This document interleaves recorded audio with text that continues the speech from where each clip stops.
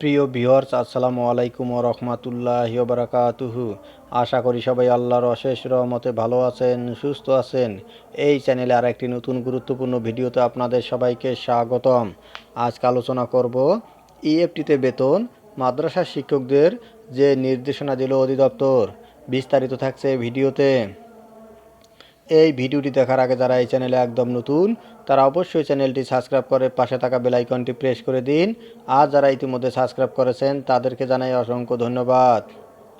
ইএফটিতে বেতন মাদ্রাসা শিক্ষকদের যে নির্দেশনা দিল অধিদপ্তর।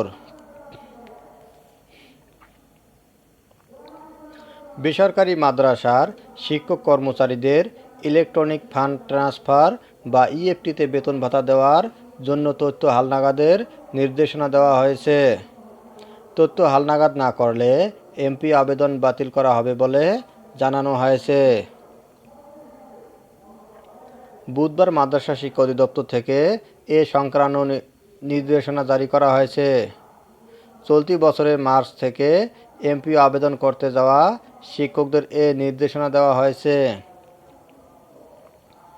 নির্দেশনায় বলা হয়েছে, মাদ্রাসা শিক্ষা অধিদপ্তরের আওতাধীন বেসরকারি মাদ্রাসার এমপিওভুক্ত শিক্ষক কর্মচারীদের বেতন ভাতার সরকারি অংশ এমপিও ইএফটির মাধ্যমে পাঠানোর জন্য পাইলটিং কার্যক্রম চলমান রয়েছে। শিক্ষক কর্মচারীদের এমপিও ইএফটির মাধ্যমে দেওয়ার জন্য উল্লেখিত তথ্য আবশ্যিকভাবে হালনাগাদ করা প্রয়োজন। উল্লেখ্য, আগামী মার্চ থেকে যেসব শিক্ষক কর্মচারী নতুন এমপিও আবেদন করবেন তারা অবশ্যই এই তথ্য হালনাগাদ করে আবেদন করবেন, অন্যথায় এমপিও আবেদন বাতিল করে ফেরত দেওয়া হবে।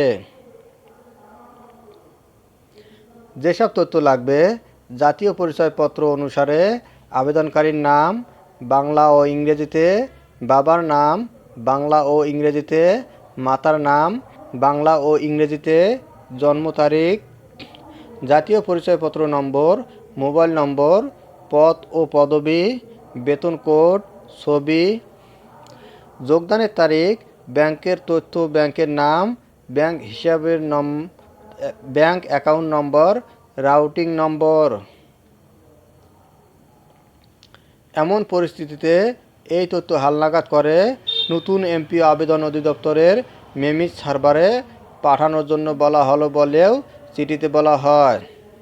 ধন্যবাদ জানিয়ে বিদায় নেওয়ার আগে আবার অনুরোধ জানাই, যদি ভিডিওটি ভালো লাগে এবং সর্বশেষ শিক্ষামূলক আপডেট ভিডিও পেতে চান তাহলে অবশ্যই চ্যানেলটি সাবস্ক্রাইব করুন। ধন্যবাদ সবাইকে।